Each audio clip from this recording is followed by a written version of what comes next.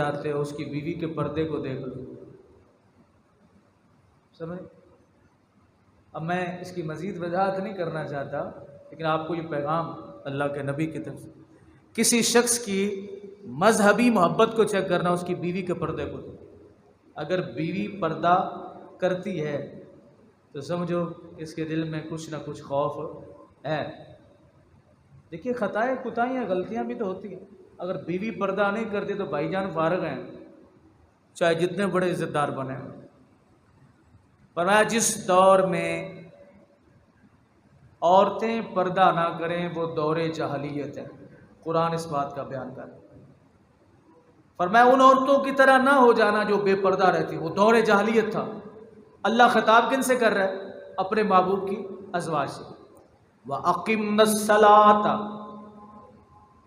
یہ نہیں ہے کہ تمہیں نماز معاف ہے،